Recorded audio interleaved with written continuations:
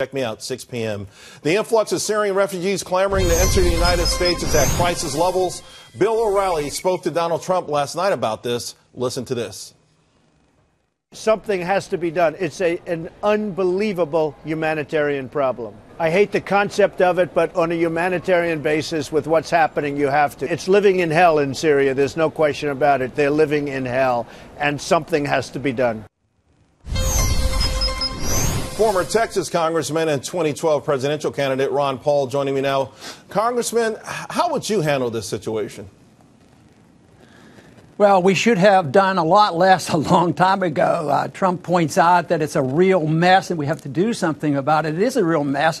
But I think the most important thing is that, yes, dealing with the immigrants is a very important subject. But if you don't learn how this came about and what was at fault and whose policies created this, it won't do any good. It'll continue. And, there are two sides to this. The neoconservatives say, yes, we think it's terrible because we didn't kill enough Iraqis soon enough. We didn't get rid of Assad soon enough. And we didn't do a neat job in Libya. But we need more people, more troops, and more weapons. And this will all solve the problem. My argument is they've already done way too much. And if you look at the immigration and migrant problems prior to the time we had, more recently, the goal of regime change in Syria, how many people were leaving Syria before that? Now, 1/2 of the 23 million people in Syria have been kicked out of their homes. 4 million migrants now leaving. And whose policy was it?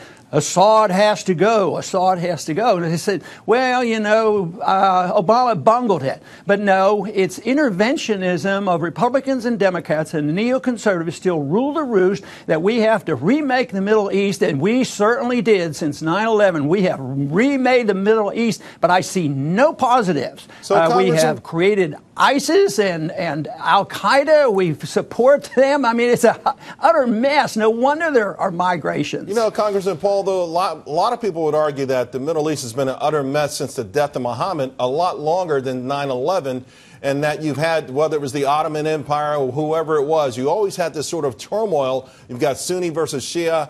So are you saying that America probably should ditch its role as the world's policeman and whatever atrocities happen over there, just let it happen over there?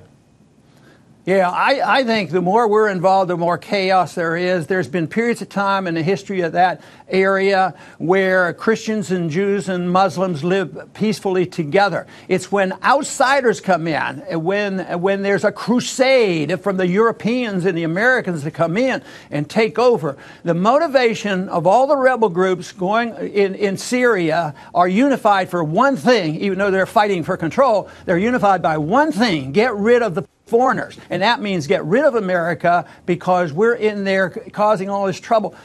Assad was bad. Saddam Hussein was bad. But Saddam Hussein didn't have Al-Qaeda. Now, just look at that country. Yeah. How could anybody defend our policy when you look at the results of Syria and look at the results of Iraq? And, one time we were supporting Mujahideen, which turned out to be the Taliban, and we were allied in a sense with bin Laden. So it makes no sense. We should be aligned with the American people. We should have a foreign policy of peace and prosperity, of non-intervention and minding our business. Yeah, I know. I guess it's tough, particularly when, more and more terrorism starts to come over here. But I want to shift gears a little bit. And before you go, I want to ask about what's going on in Kentucky with the clerk, Kim Davis, released from jail despite her refusal to issue these gay marriage licenses. Now, Governor Huckabee, he's been a very strong vocal supporter of hers. What's your take on this whole thing? Well, it's a complete problem created by government because the simple solution is a libertarian solution. Why do we have so much licensing? Why do we license everybody from hairdressers to plumbers and everybody else to protect the people?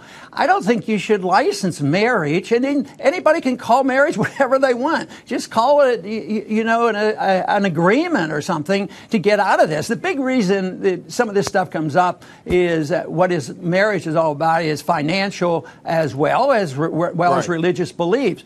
But in a libertarian society, you don't have these problems. I have my definition of marriage, and I follow it. But I recognize other people. This is what's so wonderful about libertarianism. It's tolerant. It doesn't preach it. The religious people don't preach to the non-religious, and those who want a different lifestyle don't preach to us, and they don't dictate to us and put their lifestyle on us. So people who want to find a solution need to look to the libertarian philosophy. Believe me, there is a lot of answers there. Well, you shared some great thoughts with us, and we really appreciate it. Congressman Paul, thanks a lot.